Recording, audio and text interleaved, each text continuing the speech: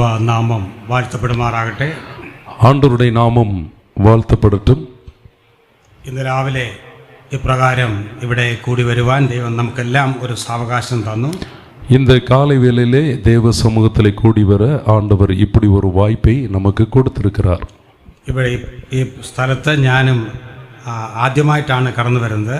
இந்த இடத்திற்கு நான் முதல் முறையாக கடந்து வந்திருக்கிறேன். പ്രിയ സഹോദരൻ ലിയോൺസനെ ദീർഘവർഷങ്ങളിലെ പരിചയമുണ്ട്. ലിയോൺസനെയും കുടുംബത്തെയും பிரிய சகோதரன் லியோன்சனையும் அவருடைய குடும்பத்தையும் வெகு நாட்களாக எனக்கு தெரியும். എന്നാൽ കഴിഞ്ഞ കുറേ നാളുകളായിട്ട് ഞങ്ങൾ തമ്മിൽ കോണ്ടാക്റ്റ് ഇല്ലായിരുന്നു. ஆனால் கொஞ்ச നാളുകളாக எங்களுக்கும் அவர்களுக்கும் எந்த தொடர்பு வசதி இல்லை.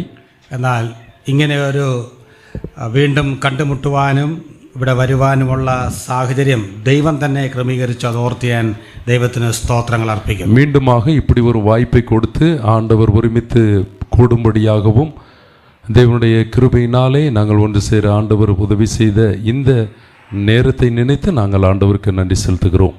സഹോദരൻ ബർണബാസിനെയും ദീർഘവർഷങ്ങളായി പരിചയമുണ്ട്. சகோதரன் பர்னபாஸ் அவரை கூட அநேக வருடங்களாக எங்களுக்கு பழக்கம் இருக்கிறது. ചില നാളുകൾക്ക് മുമ്പ് അദ്ദേഹത്തിൻ്റെ സ്ഥലത്തും ഞാനൊരു മീറ്റിങ്ങിന് പോയതാണ്. சில நாட்களுக்கு முன்பு அவருடைய இடத்திலும் நான் மீட்டிங்க்கு போயிருக்கிறேன். നാം ഇന്ന് ഇവിടെ കൂടിയിരിക്കുന്നത് വിശേഷാൽ ഗുഡ് ഫ്രൈഡേ അല്ലെങ്കിൽ ദുഃഖ വെള്ളിയാഴ്ചയോടുള്ള ബന്ധത്തിലാണ്. இன்றைக்கு நாம் கூடியிருக்கிற இந்த நேரமானது துக்க வெள்ளியை நினைத்து ஆண்டவருடைய பாடு எப்படி என்பதை நினைத்து தான் நாம் கூடியிருக்கிறோம். നമ്മൾ മലയാളത്തിലും തമിഴിലുമൊക്കെ ദുഃഖ വെള്ളി എന്ന് പറയും. എന്നാൽ ഇംഗ്ലീഷുകാരെ ഗുഡ് ഫ്രൈഡേ എന്നാണ് പറയുന്നത്. மலையாளத்திலையும் தமிழிலையும் துக்க வெள்ளி என்று சொல்லுவார்கள். ஆனால் இங்கிலீஷிலே குட் ஃப்ரைடே என்று சொல்லுகிறார்கள். അത് നല്ല വെള്ളിയാഴ്ചയാണ്. அப்போ நல்ல வெள்ளியை கிழமை என்று. അതെന്താണെന്ന് ഞാൻ പിന്നാലെ വിശദീകരിക്കുന്നതായിരിക്കും. இதை குறித்து நான் பின்பதாக விளக்கமாக சொல்லுகிறேன். എന്നോട് പറഞ്ഞിട്ടുള്ളത് പലപ്പോഴും ദുഃഖ വെള്ളിയാഴ്ച കൂടി വരുമ്പോൾ കർത്താവായ യേശു ക്രിസ്തു ക്രൂശിൽ കിടന്നുകൊണ്ട് പറഞ്ഞ ആ 7 പ്രസ്താവനകൾ മൊഴികളെക്കുറിച്ചാണ് ധ്യാനിക്കുന്നത് എന്നാണ്. நாம் துக்க வெள்ளியிலே பெரும்பாலும் சொல்லக்கூடியதான ஒரு வார்த்தையானது ஆண்டவராகிய இயேசு கிறிஸ்து சொல்லியதான 7 வார்த்தைகள் எப்படிப்பட்டது என்பதை குறித்து தான் நாம் அதை விளக்கம் கேட்போம். എന്നാൽ അല്പം വ്യത്യസ്തമായ നിലയിലാണ് ഇന്ന് മെസ്സേജ് കൊടുക്കുവാൻ ഞാൻ ആഗ്രഹിക്കുന്നത്. ஆனால் வித்தியாசமான ஒரு செய்தியாகத்தான் உங்களிடத்திலே நான் பேச வேண்டும் என்று விருப்பமுள்ளவனாயிருக்கிறேன். കർത്താവിൻ്റെ 7 പ്രസ്താവനകളിലേക്ക് രണ്ടാം ഭാഗത്ത് ഞാൻ വരുന്നുണ്ട്. ஆண்டவருடைய 7 அந்த வார்த்தைகளிலே 2வது பாகம் நான் கடந்து வருகிறேன். എന്നാൽ ആദ്യമായിട്ട് ഈ ക്രിസ്തു ആരാണ് എന്ന് നാം മനസ്സിലാക്കണം. முதலாவதாக இந்த இயேசு கிறிஸ்து யார் என்பதை நாம் மனதிலே புரிந்து கொள்ள வேண்டும். താൻ ആരാണെന്ന് മനസ്സിലാക്കിയെങ്കിലേ തൻ്റെ വാക്കുകൾക്ക് വിലയുള്ളൂ. பாருங்கள், நாம் யார் என்று பார்க்கும்போது தான் இந்த வார்த்தைகளுக்கு மதிப்பு இருக்கிறது. നമുക്കറിയാം, പലപ്പോഴും പത്രത്തിലൊക്കെ പല വാർത്തകൾ നാം വായിക്കാറുണ്ട്. நாம் பத்திரிகைகளில் பல வார்த்தைகளை நாம் படிக்கிறோம். എന്നാൽ ഒരു ഉന്നത അധികാര സ്ഥാനത്തിരിക്കുന്ന പ്രധാനമന്ത്രിയോ മുഖ്യമന്ത്രിയോ എന്തെങ്കിലും പറഞ്ഞാൽ അതിന് പ്രാധാന്യമുണ്ട്, വിലയുണ്ട്. முக்கியமாக இப்பொழுது அந்த பிரதம மந்திரியோ முக்கியமானவர்கள் ஏதாவது ஒரு வார்த்தைகள் சொல்வார்களானால் அதற்கு மிகப்பெரிய விலை இருக்கிறது. എന്നാൽ വഴിയെ പോകുന്ന ഒരാൾ എന്തെങ്കിലും പറഞ്ഞാൽ നാം അതിന് വലിയ വില കൽപ്പിക്കുകയില്ല. வழியே போகக்கூடிய மனுஷன் ஏதாவது சொன்னால் நாம் கேட்க போவது கிடையாது. അതുകൊണ്ട് ഈ ക്രിസ്തു ആരാണെന്ന് നാം ആദ്യം മനസ്സിലാക്കുക. തൻ്റെ യുണീക്നെസ്, തൻ്റെ നിസ്തുല്യത എന്താണെന്ന് നാം ആദ്യം മനസ്സിലാക്കണം. இந்த கிறிஸ்து யார் என்பதை நாம் மனதிலே புரிந்து கொள்ள வேண்டும். மாறாக யுனிக்னஸ், இவருடைய தனித்தன்மை, தனித்துவம் என்ன என்பதை நாம் அறிந்து கொள்ள வேண்டும். ആദ്യത്തെ സന്ദേശത്തിൽ അതിനാണ് ഞാൻ ഊന്നൽ കൊടുക്കുന്നത്. முதலாவது நான் எடுக்கக்கூடிய இந்த பாடத்திலே முதலாவது அதை குறித்து தான் பேச போகிறேன். അതിനുശേഷം ക്രിസ്തു ക്രൂശിൽ വെച്ച് പറഞ്ഞ 7 മൊഴികൾ ചുരുക്കമായിട്ട് നാം ധ്യാനിക്കും. அதற்கு பின்பதாக ஆண்டவராய் இயேசு கிறிஸ்து கல்வாரி சிலுவையிலே மொழிந்ததான பேசியதான அந்த 7 வார்த்தைகளை நாம் சிந்திக்க போகிறோம். മത്തായി 16:13 മുതൽ 16 വരെ വായിക്കുമ്പോൾ, மத்தேயு 16:13 മുതൽ 16 വരെ നാം വാസിക്കുമ്പോൾ അവിടെ കർത്താവായ യേശു ക്രിസ്തു തന്റെ ശിഷ്യന്മാരോട്, അപ്പോസ്തലന്മാരോട് ഒരു ചോദ്യം ചോദിക്കുന്നുണ്ട്. அங்கே கர்த்தராகிய இயேசு கிறிஸ்து தன்னுடைய சீஷர்கள் இடத்திலே ஒரு கேள்வியானதை கேட்கிறார். മനുഷ്യർ അല്ലെങ്കിൽ ജനങ്ങൾ മനുഷ്യപുത്രനെ കുറിച്ച് ആരെന്ന് പറയുന്നു? ஜனங்கள் மனுஷகுமாரனை யார் என்று நினைக்கிறார்கள் என்பதுதான். അപ്പോൾ ശിഷ്യന്മാർ പറഞ്ഞു, ചിലർ പറയുന്നു യോഹന്നാൻ സ്നാപകനാണ്, മറ്റു ചിലർ ഏലിയാവാണ്, യെരമ്യാവാണ്, പ്രവാചകന്മാരിൽ ഒരുവനാണ്. ഇങ്ങനെ പല അഭിപ്രായങ്ങൾ അവർ പറഞ്ഞു. மற்ற மனிதர்கள் எல்லாம் சொல்லுவதை பார்க்கிலும் இவர் யோவான் ஸ்நானகன் அல்லது தீர்க்கதரிசி அல்லது பல காரியங்களுடைய அபிப்பிராயங்களை அவர்கள் சொல்லுகிறார்கள். അപ്പോൾ കർത്താവ് ചോദിച്ചു, നിങ്ങൾ മനുഷ്യപുത്രനെ കുറിച്ച് എന്ത് പറയുന്നു? நீங்கள் மனிதகுமாரனை யார் என்று நினைக்கிறீர்கள் என்று கர்த்தராகிய இயேசு கிறிஸ்து கேட்கிறார். അതിന് പത്രോസ് വളരെ കൃത്യമായ ഒരു മറുപടി നൽകി. அதுக்கு பேதுரு சரியான மறுபடி அவர் சொல்லுகிறார். എന്താണ് പത്രോസ് പറഞ്ഞ മറുപടി? என்ன பேதுரு மறுபடி அல்லது மறுசொல் சொல்லுகிறார்? നീ ജീവനുള്ള ദൈവത്തിന്റെ പുത്രനായ ക്രിസ്തു, ദൈവത്തിന് സ്തോത്രം. பாருங்கள், நீர் ஜீவனுடைய தேவனாகிய குமாரன், கர்த்தருடைய நாமத்திற்கு ஸ்தோத்திரம். കർത്താവിന്റെ ആ ചോദ്യത്തിന് ഇന്നും പ്രസക്തിയുണ്ട്, പ്രാധാന്യമുണ്ട്. ஆண்டவருடைய அந்த கேள்விக்கு எப்பொழுதுமே மிக முக்கியமான பதில் இருக்கிறது. യേശു ക്രിസ്തു നിങ്ങൾക്ക് ആരാണ്? இயேசு கிறிஸ்து உங்களுக்கு யார்? എന്താണ് അതിന്റെ മറുപടി? அதற்கு மறுபடி பதில் சொல் என்ன? ഒരു പക്ഷേ യേശു ക്രിസ്തു ദൈവമാണ്, പൂർണ്ണ മനുഷ്യനാണെന്നൊക്കെ നാം പറയും. ஒரு பக்கம் பார்த்தால் இயேசு கிறிஸ்து மனிதராய் இருக்கிறார், பூரண தேவனாய் இருக்கிறார் என்று நாம் சொல்லலாம். എന്നാൽ എന്താണ് അതിന്റെ തെളിവുകൾ? அதனுடைய தெளிவான பதில் என்ன? മറ്റു മനുഷ്യരിൽ നിന്ന് യേശു ക്രിസ്തുവിനുള്ള പ്രത്യേകതകൾ എന്തൊക്കെയാണ്? மற்ற மனிதர்களை காட்டிலும் இயேசு கிறிஸ்துவனுடைய அந்த பிரத்யேகமான தன்மை என்ன? എബ്രായ ലേഖനത്തിൽ പല പ്രാവശ്യം നാം വായിക്കുന്നു, യേശു ക്രിസ്തുവിനെ ശ്രദ്ധിച്ച് നോക്കുക. எபிரேயர் லேகனத்திலே, எபிரேய நிருபத்திலே நாம் வாசிக்கிறோம், இயேசு கிறிஸ்துவை மிக முக்கியமாக பாருங்கள் என்று. എബ്രായർ 3:1 നാം വായിക്കുന്നു, നാം സ്വീകരിച്ചു പറയുന്ന അപ്പോസ്തലനും നമ്മുടെ മഹാപുരോഹിതനുമായ യേശുവിനെ ശ്രദ്ധിച്ചു നോക്കുക. பாருங்கள், எபிரேயர் லேகனத்திலே பார்க்கும்போது மாம்சீகத்திலே வந்த இயேசு கிறிஸ்துவையும் அவர் எப்படிப்பட்டவர் என்பதையும் நீங்கள் சிந்தித்து பாருங்கள் என்று. അതുപോലെ എബ്രായർ 12:2 നാം വായിക്കുന്നു. எபிரேயர் 12:2 നാം വാസിக்கிறோம். അവിടെയും യേശു ക്രിസ്തുവിനെ നോക്കുക എന്ന് നാം വായിക്കുന്നു. இயேசு கிறிஸ்துவை நோக்கி பாருங்கள். അപ്പോൾ ഇത്രമാത്രം ശ്രദ്ധിച്ച് നോക്കുവാൻ തക്കവണ്ണം എന്താണ് கிறிஸ்துவினுள்ள சவிசேஷதகள்? இப்படி அவரை சிந்தித்து பார்க்க வேண்டுமானால் அவருடைய விசேஷமான அந்த தன்மைகள் என்ன என்பதை நாம் பார்க்க வேண்டும். அது 7 സവിശേഷതകൾ ചുരുക്കമായി പറയാൻ ഞാൻ ആഗ്രഹിക്കുന്നു. அது மிகப்பெரிய ஒரு காரியமாய் இருந்தாலும் நான் சுருக்கமாக உங்களோடு கூட பகிர்ந்து கொள்கிறேன். ഒന്നാമത്, കർത്താവ് തന്റെ ജനനത്തിൽ നിസ്തുല്യനായിരുന്നു. பாருங்கள், ஒன்றாவது, ஆண்டவருடைய பிறப்பிலே பரிசுத்தம் வாய்ந்தவர். മറ്റു മനുഷ്യരെ പോലെ അല്ല യേശു ക്രിസ്തു ഈ ഭൂമിയിൽ ജനിച്ചത്. மற்ற மனிதர்களைப் போல அல்ல இயேசு கிறிஸ்து இந்த பூமியிலே பிறந்தது. കർത്താവ് ഈ ഭൂമിയിൽ ജനിക്കുന്നതിന് മുമ്പേ പരിശുദ്ധനായ ദൈവം കഴിഞ്ഞ കാലങ്ങളിൽ ജീവിച്ചിരുന്ന പ്രവാചകന്മാരിൽ കൂടെ തന്റെ ജനനം മുൻകൂട്ടി പറഞ്ഞു. பாருங்கள், இயேசு கிறிஸ்து பிறப்பதற்கு முன்பதாகவே அவர் எப்படி இந்த உலகத்திலே பிறப்பார், அவருடைய அந்த ஜனனம், பிறப்பு என்ன என்பதை தீர்க்க தரிசன புத்தகத்திலே முன்பதாகவே நாம் பார்க்க முடியும். ജനന സ്ഥലം, ജനന വിധം, ജനന ഉദ്ദേശ്യം ഇതെല്ലാം മുൻകൂട്ടി പറഞ്ഞു. அவர் எங்கு பிறப்பார், என்ன செய்வார், என்னென்ன காரியங்கள் அவர் மூலமாக நடக்கும் என்பதை குறித்து மிக தெளிவாக விளக்கமாக கூறப்பட்டிருக்கிறது. ഇപ്രകാരം മുൻകൂട്ടി പ്രവചിക്കപ്പെട്ട ആ പ്രവചനങ്ങളുടെ നിവൃത്തിയായി ഈ ഭൂമിയിൽ ജനിച്ച വേറെ ആരെങ്കിലും ഉണ്ടോ? இந்த மாதிரி ஒரு தீர்க்க தரிசனத்தின் மூலமாக இப்படியாக பிறப்பார் என்று சொல்லி இந்த பூமியிலே யாரையாகிலும் சுட்டிக்காட்டினது இருக்கிறதா? ഒരു മത നേതാവും അങ്ങനെ ജനിച്ചിട്ടില്ല. ஒரு மத தலைவனும் அப்படி பிறக்கவில்லை. എന്താണ് പ്രവാചകന്മാർ മുൻകൂട്ടി പറഞ്ഞത്? எது அந்த தீர்க்கதரிசிகள் முன்കൂட்டி சொன்னார்கள்? കർത്താവിന്റെ ജനന സ്ഥലം പ്രവാചകനായ മീഖ മുൻകൂട്ടി പറഞ്ഞു. பாருங்கள், கர்த்தருடைய அந்த ஜனன அந்த ஸ்தலத்தை குறித்து பிரவாചகன் முன்കൂட்டி சொல்லுகிறார். എവിടെയാണ് കർത്താവ് ജനിച്ചത്? எங்கே அவர் பிறந்தார்? കുഞ്ഞുങ്ങളൊക്കെ ഇങ്ങോട്ട് ശ്രദ്ധിക്കണം, ഞാൻ ചോദിക്കുമ്പോൾ ചോദ്യത്തിന് ഉത്തരം പറയണം. சிறு பிள்ளைகள் இங்கு கவனியுங்கள், நான் கேள்வி கேட்பேன், நீங்கள் பதில் சொல்ல வேண்டும். എവിടെയാണ് കർത്താവ് ജനിച്ചത്? எங்கே ஆண்டவர் பிறந்தார் சொல்லுங்கள். യെരുശലേമിലാണോ? ബേത്ലഹേമില്. பெத்லஹேம். பாத்தீங்களா, அவர் கேள்வியை பாரு. ക്രിസ്തുവിന് 600 വർഷങ്ങൾക്ക് മുമ്പ് ജീവിച്ചിരുന്ന മീഖ ഇങ്ങനെ എഴുതി.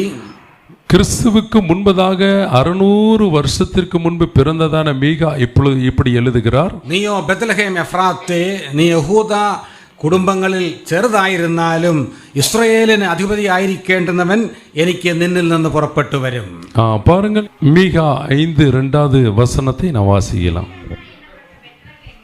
எப்ராத்தா என்னப்பட்ட பெத்லகேமே, நீ யூதயாவில் உள்ள ஆயிரங்களுக்குள்ளே சிறியதாக இருந்தாலும் இஸ்ரவேலை ஆளப்போகிறவர் உன்னிடத்திலிருந்து புறப்பட்டு என்னிடத்தில் வருவார். ശ്രദ്ധിക്കുക, ബത്ലഹേം എഫ്രാത്ത എന്ന് പ്രവാചകൻ എടുത്തു പറഞ്ഞു. பெத்லகேம் எனக்குடைய எப்ராத்தா என்பதை தீர்க்கதரிசியானவர் எடுத்து கூறுகிறார். വാസ്തവത്തിൽ അക്കാലത്ത് 2 ബത്ലഹേമുകൾ ഉണ്ടായിരുന്നു. நாம் குறிப்பிட்டு பார்க்கும்போது அந்த காலங்களிலே 2 பெத்லகேம் இருந்தது. ഒന്ന് ഗലീലയിലുള്ള ബത്ലഹേം, ஒன்று கலிலேயாவில் உள்ள பெத்லகேம், 2 യഹൂദയിലുള്ള ബത്ലഹേം, இரண்டாவது யெகூதியாவில் உள்ள பெத்லகேம். അതുകൊണ്ട് തെറ്റിപ്പോകാതെ വളരെ കൃത്യമായി പ്രവാചകൻ പറഞ്ഞു, യഹൂദയിലെ ബത്ലഹേമായ ബത്ലഹേം എഫ്രാത്തയിൽ கிறிஸ்து ஜனிக்கும். பாருங்கள், அதுபோல தவறு நடக்கக்கூடாது என்பதற்காக யெகூதியாவில் உள்ள பெத்லகேமிலே இயேசு கிறிஸ்து பிறப்பார் என்பதை முன்கூட்டி அறிவிக்கிறார். പ്രവാചകൻ പറഞ്ഞതുപോലെ കൃത്യമായി യഹൂദിയയിലെ ബത്ലഹേമിൽ കർത്താവ് ജനിച്ചു. தீர்க்கதரிசி சொன்னது போல அந்த யெகூதியா எனக்குடைய பெத்லகேமிலே இயேசு கிறிஸ்து பிறந்தார். അതുപോലെ 700 വർഷങ്ങൾക്ക് മുമ്പ്, ക്രിസ്തുവിന്റെ ജനനത്തിന് 700 വർഷങ്ങൾക്ക് മുമ്പ് ജീവിച്ചിരുന്ന യെശയ്യാവ് ഇങ്ങനെ എഴുതി. பாருங்கள், அதற்கு முன்பதாக 700 வருஷத்திற்கு முன்பதாக ஆண்டவருக்கு முன்பதாக உலகத்திலே வாழ்ந்ததான ஏசாயா தீர்க்கதரிசி இப்படியாக சொன்னார். യെശയ്യാവ് 7:14 നാം വായിക്കുന്നു. ஏசாயா 7:14 நாம் வாசிக்கிறோம். കന്യക ഗർഭിണിയായി ഒരു മകനെ പ്രസവിക്കും, கன்னி கர்ப்பவதியாகி ஒரு குமாரனை பிரசவிப்பார், അവനെ ഇമ്മാനുവേൽ എന്ന് പേർ വിളിക്കപ്പെടും. அவர் இம்மானுவேல் என்று பெயரிடுவாயாக. നോക്കുക, കന്യകയിൽ നിന്നായിരിക്കും യേശു ക്രിസ്തുവിന്റെ ജനനം. பாருங்கள், கன்னி மரியாளுடைய வயிற்றிலே இயேசு கிறிஸ்துவினுடைய பிறப்பு இருக்கிறது. മത്തായി സുവിശേഷം 1-ാം അധ്യായം വായിക്കുമ്പോൾ, மத்தேயு 1வது அதிகாரத்தை நாம் வாசிக்கும் போது ഓരോ വാക്യത്തിലും നാം വായിക്കുന്നു, അബ്രഹാം ഇസ്ഹാക്കിനെ ജനിപ്പിച്ചു. അങ്ങനെ ഓരോരുത്തരുടെയും കാര്യം പറയുന്നുണ്ട്, ജനിപ്പിച്ചു ജനിപ്പിച്ചു ജനിപ്പിച്ചു. பாருங்கள், அங்கே வாசிக்கும் போது ஆபிரகாம் குமாரனை பெற்றான் பெற்றான் பெற்றான் என்று தொடர்ந்து நாம் வாசிக்கிறோம். എന്നാൽ 16-ാം വാക്യത്തിൽ വരുമ്പോൾ, 16வது வசனத்திலே நாம் வருகிற போது അവളിൽ നിന്ന്, അതായത് മറിയയിൽ നിന്ന് യേശു ക്രിസ്തു എന്ന പേരുള്ള യേശു ജനിച്ചു.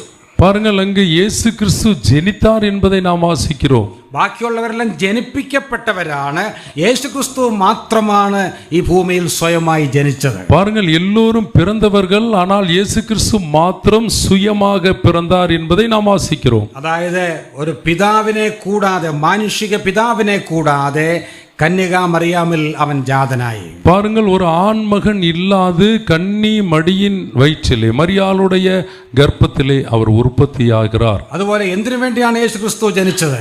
அதுபோல இயேசு கிறிஸ்து இப்படியாகத்தான் பிறந்தார். യെശയ്യാവ് 53:6-12 വാക്യങ്ങളിൽ അത് വ്യക്തമായി പറയുന്നുണ്ട്. യെശയ്യാ 53:6-7 வசனங்களிலே அதை மிக தெளிவாக பார்க்க முடியும். അവൻ നമ്മുടെ അതിക്രമങ്ങൾ നിമിത്തം മുറിവേറ്റും അകൃത്യങ്ങൾ നിമിത്തം തകർന്നുമിരിക്കുന്നു. அந்த வசனம் கூட வாசிக்கலாமே. நம்முடைய பாவத்தின் நிமித்தமாக அவள் நொறுக்கப்பட்டு നമ്മുടെ അക്രമത്തിൻ നിമിത്തം അവർ നൊറുക്കപ്പെട്ടാർ എന്ന് പറഞ്ഞാൽ മുഴുവൻ മാനവരാശിയുടെയും പാപത്തിന്റെ പരിഹാരമായി ക്രൂശുമരണം അനുഭവിക്കാനാണ് അവൻ ഈ ഭൂമിയിൽ വന്നത്. മുഴു മനുഷ്യരുടെ പാപത്തിനാലേ അവർ കൽവാരി സിലുവയിലെ പടുവേദനയെ അനുഭവിക്കാൻ നേർന്നത്. ഇങ്ങനെ ജനിച്ച വേറെ ആരുണ്ട്? இப்படி பிறந்தவர்கள் யார் இருக்கிறார்கள்? വേറെ ആരുമില്ല, യേശു ക്രിസ്തു മാത്രം. வேற யாரும் இல்லை, இயேசு கிறிஸ்து மாத்திரம்தான்.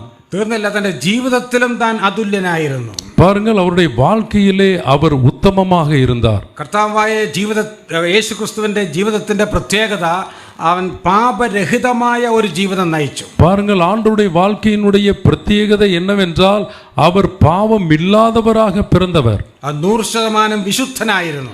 அவர் உண்மையுள்ளவராக அல்லது கலங்கமற்றவராக காணப்பட்டார். കർത്താവായ യേശു ക്രിസ്തു പലസ്തീൻ നാട്ടിൽ നെടുകയും കുറുകയും സഞ്ചരിച്ചപ്പോൾ വിശുദ്ധി മനുഷ്യരൂപം ധരിച്ച് സഞ്ചരിക്കുകയായിരുന്നു. பாருங்கள், பாலஸ்தீனா நாட்டிலே ஆண்டவராகிய இயேசு கிறிஸ்து வாழ்ந்தபோது அந்த இடத்திலே பகுதியிலே அங்கிட்டும் இங்கிட்டுமாக வாழ்ந்தாலும் கூட அவருடைய வாழ்க்கையானது பரிசுத்த வாழ்க்கையாக காணப்பட்டது. അനേകർ യോഹന്നാൻ സ്നാപകന്റെ കൈക്കീഴിൽ സ്നാനമേറ്റു. பாருங்கள், அநேகர் யோவானுடைய கையின் கீழே ஸ்தானத்தை ஏற்றுக்கொண்டார்கள். അങ്ങനെ സ്നാനപ്പെട്ടവരെല്ലാം അവരുടെ പാപങ്ങളെ ഏറ്റുപറഞ്ഞാണ് യോർദാൻ നദിയിൽ സ്നാനം ഏറ്റത്. பாருங்கள், யோவான் இடத்திலே பாவ மன்னிப்பு பெற்றவர்கள் எல்லாம் அவருடைய வார்த்தையை கேட்டுத்தான் அந்த பாவ மன்னிப்பை பெற்றுக்கொண்டார்கள். എന്നാൽ കർത്താവായ യേശുക്രിസ്തു സ്നാനമേൽക്കാൻ വന്നപ്പോൾ, ஆனால் ஆண்டவராய் இயேசு கிறிஸ்து ஸ்தானம் எடுக்க வரும்போது അവൻ ഒരു പാപവും ഏറ്റുപറഞ്ഞില്ല. அவர் ஒரு பாவமும் ஏற்று சொல்லவில்லை. എന്തുകൊണ്ട്?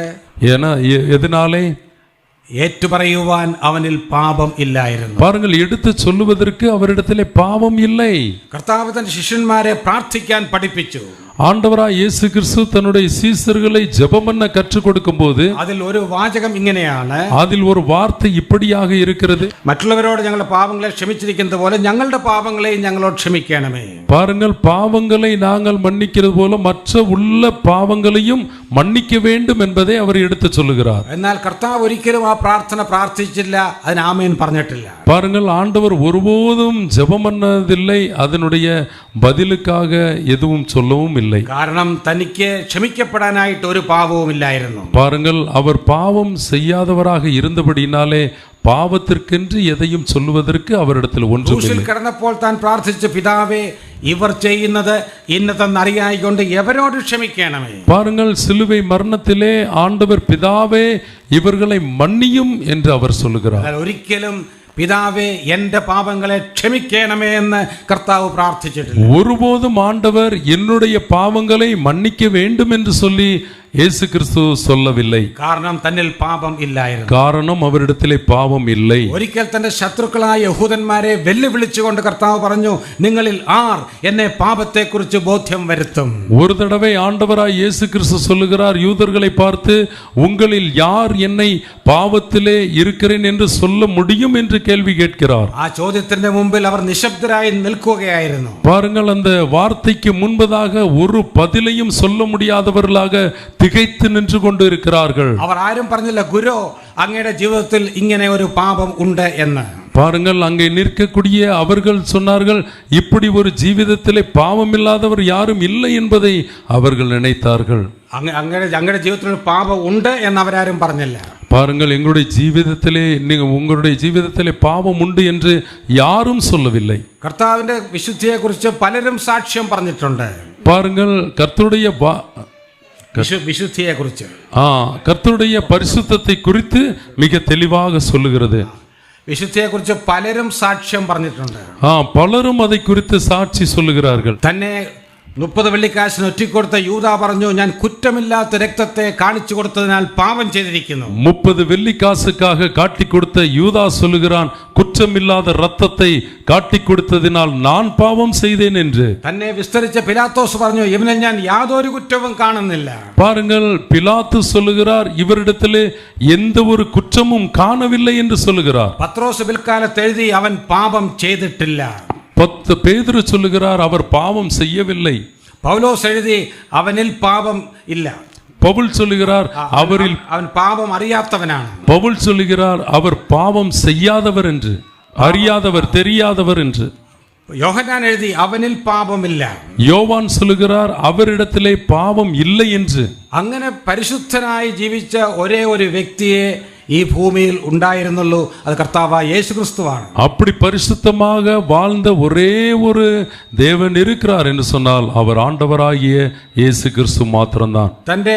അതുപോലെ തന്റെ ഉപദേശങ്ങളും വളരെ നിസ്തുല്യങ്ങളായിരുന്നു. பாருங்கள், உபதேசமும் போதனைகளையும் மிக தெளிவாக சொல்லுகிறது.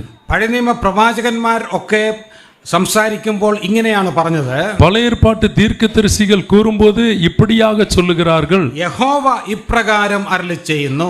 யெகோவா தேவன் இப்படியாக எல்லாவற்றையும் செய்கிறார் என்று. എന്നാൽ മത്തായി 5, 6, 7 അധ്യായങ്ങൾ വായിക്കുമ്പോൾ, மத்தேயு 5, 6, 7 அதிகாரங்களை வாசிக்கும் போது തന്റെ ഗിരിപ്രഭാഷണത്തിൽ കർത്താവ് പലപ്പോഴും പറഞ്ഞു, എന്നാൽ ഞാനോ നിങ്ങളോട് കൽപ്പിക്കുന്നത്. பாருங்கள், நான் உங்களோடு கூட கற்பிக்கக்கூடிய ஒன்று என்னவென்றால், പഴയ കാലത്ത് പലരും പറഞ്ഞത് നിങ്ങൾ കേട്ടിട്ടുണ്ട്. பழைய காலத்திலே பலரும் சொல்லுவதை நீங்கள் கேள்விப்பட்டிருக்கிறீர்கள். എന്നാൽ ഞാനോ നിങ്ങളോട് പറയുന്നത്, ஆனால் நான் உங்களுக்கு சொல்லுகிறேன். അവന്റെ ഉപദേശത്തിലും അവൻ നിസ്തുല്യനായിരുന്നു. அவருடைய உபதேசத்திலே போதனையிலையும் அவர் உண்மையுள்ளவராக இருந்தார். മാത്രമല്ല, യോഹന്നാന്റെ സുവിശേഷത്തിൽ നാം കർത്താവിന്റെ ഐ ആം സ്റ്റേറ്റ്മെന്റ്സ്, ഞാൻ ആകുന്നു എന്ന പ്രസ്താവനകൾ 7 പ്രാവശ്യം വായിക്കുന്നു. பாருங்கள், யோவான் புத்தகத்திலே நானாயிருக்கிறேன் என்று சொல்லி 7 முறை வருகிறதை பார்க்க முடியும். ഞാൻ ജീവന്റെ அப்பமாകുന്നു, நான் ஜீவ அப்பம் என்று சொல்லுகிறார். ഞാൻ ലോകത്തിന്റെ വെളിച്ചമാകുന്നു, நான் உலகத்தின் வெளிச்சம் என்று சொல்லுகிறார். ഞാൻ വാതിലാകുന്നു, நான் வாசலாக, நானே வாசல் என்று சொல்லுகிறார். ഞാൻ ആടുകളുടെ നല്ല ഇടയനാകുന്നു, நான் ஆடுகளினுடைய மேய்ப்பன் என்று சொல்லுகிறார். ഞാൻ വഴിയും സത്യവും ജീവനുമാകുന്നു, நானே வழியும் சத்தியமும் ஜீவனுமாய் இருக்கிறேன் என்று சொல்லுகிறார். ഞാൻ സാക്ഷാൽ മുന്തിരിവള്ളിയാകുന്നു, நான் திராட்சை செடியாக இருக்கிறேன் என்று சொல்லுகிறார். ഇങ്ങനെയുള്ള പ്രസ്താവനകൾ പറഞ്ഞിട്ടുള്ളത് ലോക ചരിത്രത്തിൽ യേശുക്രിസ്തു മാത്രമാണ്. இப்படி உள்ள காரியங்களை இந்த உலகத்திலே சரித்திரத்தில் இயேசு கிறிஸ்து மாத்திரம்தான் சொல்லி இருக்கிறார். മറ്റു പലരെയും ലോകത്തിന്റെ വെളിച്ചമെന്നൊക്കെ മറ്റുള്ളവർ വിളിച്ചിട്ടുണ്ട്. மற்றவர்கள் சொல்லுகிறார்கள் அவர்கள் உலகத்தினுடைய வெளிச்சம் என்று. എന്നാൽ ക്രിസ്തു പറഞ്ഞു, ഞാനാണ് വെളിച്ചം. ஆனால் ஆண்டவராய் இயேசு கிறிஸ்து சொல்லுகிறார், நான் வெளிச்சமாக இருக்கிறேன் என்று. ഞാനാണ് വഴി, ഞാൻ വഴികാട്ടിയല്ല, ഞാൻ തന്നെയാണ് വഴി. நான் வழிகாட்டியாக அல்ல, நானே வழியாக இருக்கிறேன் என்று சொல்லுகிறார். മാത്രമല്ല, ഞാൻ ആകുന്നു എന്ന് പറയുമ്പോൾ അതിൽ കൂടെ തന്റെ ദൈവത്വം തെളിയിക്കുകയാണ്. பாருங்கள், நான் ஆகிறேன் என்று சொல்லும்போது அதிலே தெய்வத்துவமானது வெளிப்படையாக தெளிவாக தெரிகிறது. പഴയ നിയമത്തിൽ ദൈവത്തിന്റെ പേരാണ് യഹോവ. பழைய ஏற்பாட்டிலே தேவனுடைய பெயர் யெகோவா. അതിന്റെ അർത്ഥം ഞാൻ ആകുന്നവൻ, ഞാൻ ആകുന്നു. பாருங்கள், நானா இருக்கிறேன் என்பது அதனுடைய அர்த்தம். இருக்கிறேன் என்பவராய் இருக்கிறேன் என்று. അപ്പോൾ എപ്പോഴൊക്കെ യേശുക്രിസ്തു ഞാൻ ആകുന്നു എന്ന് പറഞ്ഞുവോ അപ്പോഴൊക്കെയും താൻ ദൈവമാണെന്നും കൂടെ തെളിയിക്കുകയായിരുന്നു. பாருங்கள், எப்பொழுதெல்லாம் இயேசு கிறிஸ்து நானாய் இருக்கிறேன் என்று சொல்லுகிறாரோ அப்பொழுதெல்லாம் அவர் தெய்வமாக இருக்கிறார் என்பதை வேதம் தெளிவுபடுத்துகிறது. അതുപോലെ തന്റെ മരണവും നിസ്തുല്യമായിരുന്നു. பாருங்கள், அவருடைய மரணமானது யுனிக், தனித்துவமை வாய்ந்ததாக இருந்தது. ക്രിസ്തു മരിച്ചതുപോലെ വേറെ ആരും മരിച്ചിട്ടില്ല. ஆண்டவராகிய இயேசு கிறிஸ்து மரித்தது போல வேற யாருமே இறந்து போகவில்லை, மரித்து போகவில்லை. കർത്താവായ യേശുക്രിസ്തുവിന്റെ വിസ്താരം ഒന്ന് പരിശോധിക്കുക. ஆண்டவராய் இயேசு கிறிஸ்துவனுடைய அந்த மரணத்தை குறித்து நாம் விவரிக்கும் போது അവനെ 5 ന്യായാധിപന്മാർ 6 പ്രാവശ്യം മാറി മാറി വിസ്തരിച്ചു. 5 நியாயாதிபதிகள் 6 முறையாக மாறி மாறி அவர்கள் விவரிக்கிறார்கள். എപ്പോഴാണ് കർത്താവിനെ അവർ അറസ്റ്റ് ചെയ്തത്? எப்பொழுது ஆண்டவரை அவர்கள் அரஸ்ட் செய்தார்களோ? എപ്പോഴാണ്? പകലാണോ രാത്രിയാണോ? பகலா ராத்திரியா? രാത്രിയിൽ. ராத்திரியிலே, இரவிலே. ലോകത്തിലെ ഒരു നിയമവും രാത്രിയിൽ ഒരു കുറ്റവാളിയെ അറസ്റ്റ് ചെയ്യുവാൻ അനുവദിക്കുന്നില്ല. உலகத்தில் உள்ள நியமங்கள் எல்லாம் இரவிலே யாரையும் அரெஸ்ட் பண்ணுவதற்கு அதிகாரம் இல்லை, கொடுக்கப்படவும் இல்லை. മാത്രമല്ല, അങ്ങനെ അറസ്റ്റ് ചെയ്താലും രാത്രിയിൽ ഒരാളിനെ വിസ്തരിക്കുവാൻ പാടില്ല. பாருங்கள், அப்படியாக அரெஸ்ட் செய்தாலும் அல்லது அவர்களை பிடித்தாலும் நைட்டு அவர்களை விசாரிக்க முடியாது ராத்திரியிலே. എന്നാൽ യഹൂദന്മാർ എന്താണ് ചെയ്തത്? ஆனால் யூதர்கள் என்ன செய்தார்கள் தெரியுமா? അർദ്ധരാത്രി കഴിഞ്ഞപ്പോൾ കർത്താവിനെ അറസ്റ്റ് ചെയ്തു. ராத்திரியிலே ஆண்டவராய் இயேசுவை பிடித்தார்கள். നേരം വെളുക്കുന്നതിന് മുമ്പേ 3 വിസ്താരം അവർ പൂർത്തിയാക്കി. பாருங்கள், காலை விடிவதற்கு முன்பதாக 3 முறையாக விசாரணை நடக்கிறது. ആദ്യം ഹന്നാസിന്റെ മുമ്പിൽ കൊണ്ടുവന്നു. அன்னாய்க்கு முன்பதாக அவர்கள் கொண்டு வருகிறார்கள். ഹന്നാസും കയ്യഫാവും വിസ്തരിക്കുന്നു. பாருங்கள், காய்பாவுக்கு முன்பதாக கொண்டு வந்து விசாரிக்கிறார்கள். അതിനുശേഷം സൻഹദ്രീൻ സംഘത്തിന്റെ മുമ്പിൽ കൊണ്ടുവന്ന് വിസ്തരിക്കുന്നു. அதற்கு பின்பதாக ஜனகரி சங்கத்திற்கு முன்பதாக கொண்டு வந்து விசாரிக்கிறார்கள். 3 വിസ്താരം കഴിഞ്ഞിട്ടാണ് നേരം വെളുത്തപ്പോഴേക്കും പിലാത്തോസിന്റെ മുമ്പിൽ കർത്താവിനെ കൊണ്ടുവരുന്നത്. 3 விசாரணைகள் முடிந்த பின்புதான் விடியற் காலமானபோது பிலாத்துவினிடத்திலே அவர்கள் கொண்டு வருகிறார்கள். പിലാത്തോസ് 2 പ്രാവശ്യം വിസ്തരിക്കുന്നുണ്ട്. பிலாத்து 2 முறையாக விசாரணை செய்கிறான். അതിനിടയ്ക്ക് ഹെരോദാവ് വിസ്തരിക്കുന്നു. அதற்கு இடையிலே ஏரோது வந்து விசாரணை செய்கிறான். ശരി, ഇങ്ങനെ വിസ്തരിച്ചിട്ട് എന്താണ് പിലാത്തോസ് അന്തിമമായി പറഞ്ഞത്? பாருங்கள், இப்படி விசாரணை செய்து பிலாத்து கடைசியாக என்ன சொல்லுகிறான்? 2 പ്രാവശ്യം വിസ്തരിച്ച പിലാത്തോസ് 3 പ്രാവശ്യം പറഞ്ഞു, ഇവനിൽ ഞാൻ യാതൊരു കുറ്റവും കാണുന്നില്ല. பாருங்கள், 2 முறை விசாரணை செய்த அந்த பிலாத்து 3 முறையாக இவரிடத்தில் எந்த ஒரு குற்றமும் இல்லை என்று சொல்கிறார். അങ്ങനെ കുറ്റം കാണുന്നില്ലെങ്കിൽ പിന്നെ എന്താണ് താൻ വിധി പറയേണ്ടത്? பாருங்கள், குற்றம் காணவில்லை என்று சொன்னால் எதற்காக அவர்கள் நியாய தீர்ப்பு கொடுக்கிறார்கள்? എന്തു പറയണം? என்ன செய்யணும்? குற்றவாளிகளை என்ன செய்யணும்? குற்றம் இல்லை, ഇവനെ ഞാൻ വെറുതെ വിടുന്നു, இவரை சொல்லி விட்டுருங்க, അങ്ങനെയാണ് പറയേണ്ടത്. நியாயப்படி சொல்லணும்னா அப்படித்தான் சொல்லணும். എന്താണ് പിലാത്തോസ് ചെയ്തത്? ஆனால் பிலாத்து என்ன செய்கிறான் தெரியுமா? തീർച്ചയായും പിലാത്തോസിന് വെറുതെ വിടുവാൻ താല്പര്യം ഉണ്ടായിരുന്നു. பாருங்கள், பிலாத்துவனுடைய மனதிலே நாம் சும்மா விட்டு விடலாம் என்ற இருதய எண்ணம் அவருக்குள் இருந்தது. എന്നാൽ അവൻ എന്താണ് പറഞ്ഞത്? ஆனால் அவர் என்ன சொல்லுகிறார் தெரியுமா? ഇവരിൽ യാതൊരു കുറ്റവും ഞാൻ കാണുന്നില്ല, இவரில் யாதொரு குற்றமும் நான் காணவில்லை, എന്നാൽ നിങ്ങൾ അവനെ കൊണ്ടുപോയി ക്രൂശിപ്പീൻ, நீங்கள் வேணுமென்றால் அவரை போய் சிலுவையில் அறையுங்கள் என்று. ഇങ്ങനെ ഒരു വിധി പ്രസ്താവന ലോക ചരിത്രത്തിൽ ഒരു ന്യായാധിപനും ഒരിക്കലും ചെയ്തിട്ടില്ല. பாருங்கள், இப்படி ஒரு தீர்ப்பை இந்த உலகத்திலே வாழக்கூடிய ஒரு நியாயாதிபதியும் இதை செய்யவே முடியாது.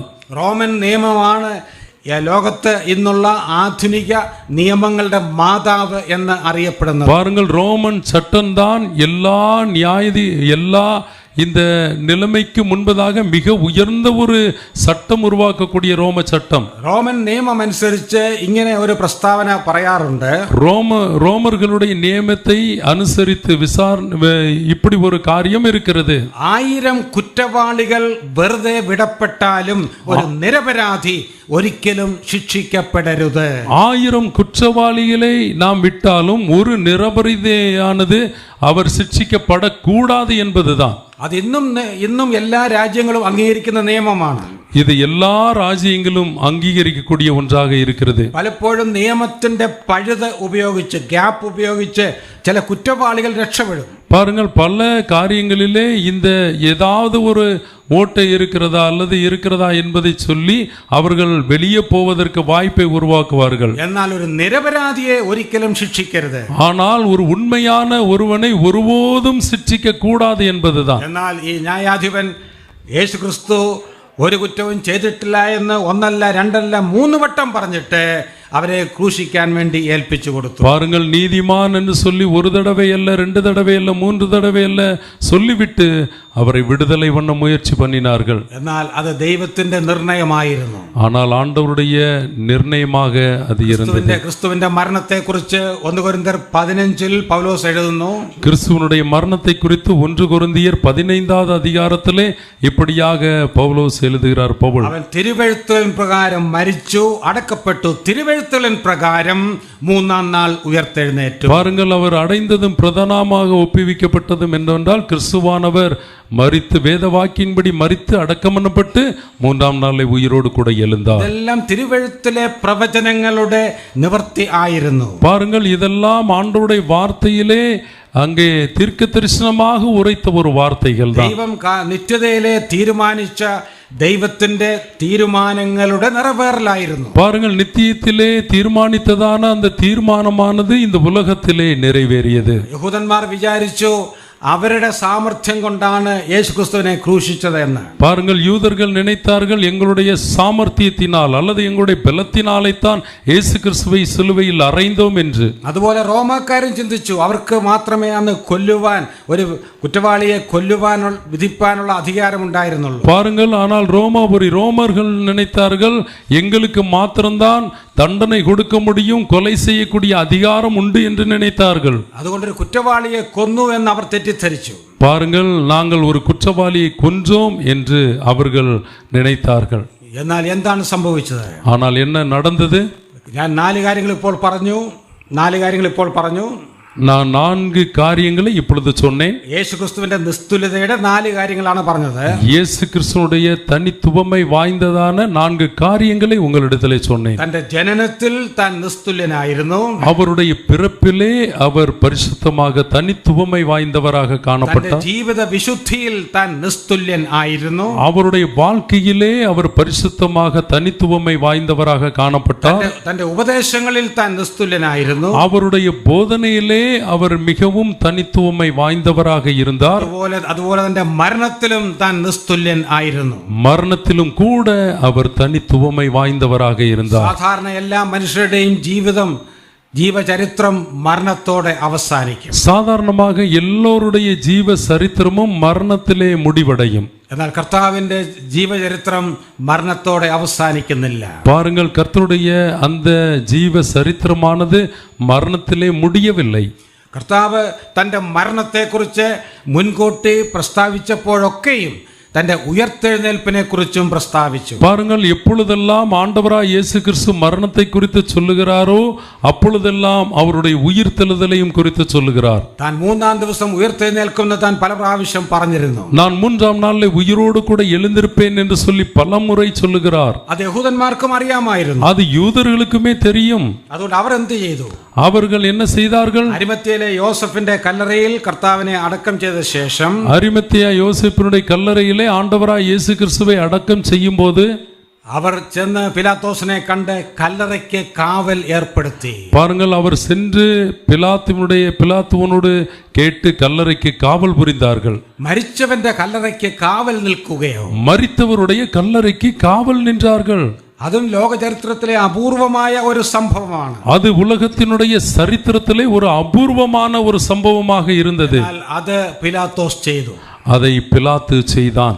ഓർക്കണം, കർത്താവിനെ ക്രൂശിച്ചപ്പോൾ ക്രൂശിന്റെ മുകളിൽ ഇവൻ ഇസ്രായേലിന്റെ രാജാവ് എന്നൊരു മേലെഴുത്ത് പിലാത്തോസ് എഴുതി. பாருங்கள், ஆண்டவராய் இயேசு கிறிஸ்துவை சிலுவையில் அறையும் போது அந்த மேலெழுத்தானது இவன் ராஜா என்று எழுதி இருந்தது.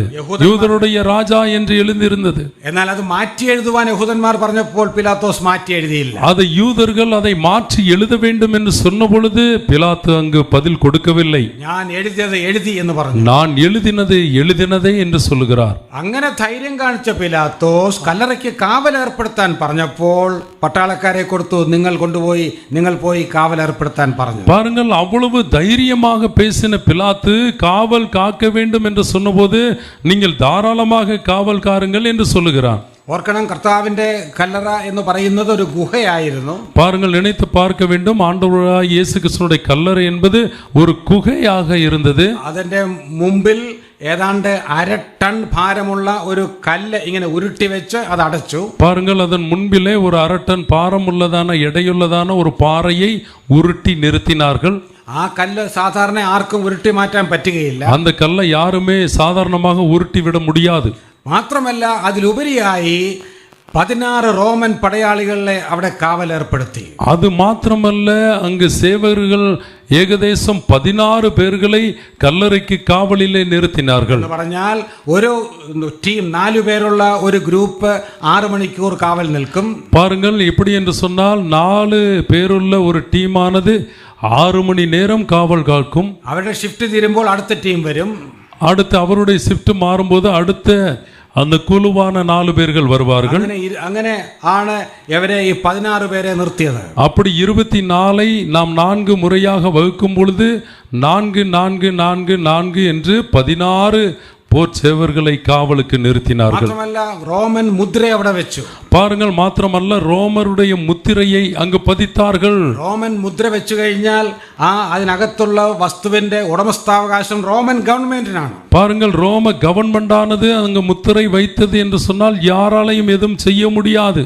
അന്ന് മാത്രമല്ല, അതിനകത്തുള്ള ആ ശരീരം നഷ്ടപ്പെട്ടാൽ ഈ പടയാളികൾ കൊല്ലപ്പെടും. பாருங்கள், அது மாத்திரமல்ல, அந்த சரீரம் நஷ்டப்பட்டால் அல்லது காணாமல் போனால் அந்த 16 கொலையாளிகளையும் கொன்று விடுவார்கள். അത്ര കർശനമായ കാവലാണ് ഏർപ്പെടുത്തിയത്. பாருங்கள், அவ்வளவு கடினமான ஒரு காவலை அங்கு ஏற்படுத்தினார்கள். യഹൂദന്മാർ വിചാരിച്ചു യേശുക്രിസ്തുവിന്റെ ശിഷ്യന്മാർ രാത്രിയിൽ വന്ന് ഈ ശരീരം മോഷ്ടിച്ചുകൊണ്ട് പോകും എന്ന്.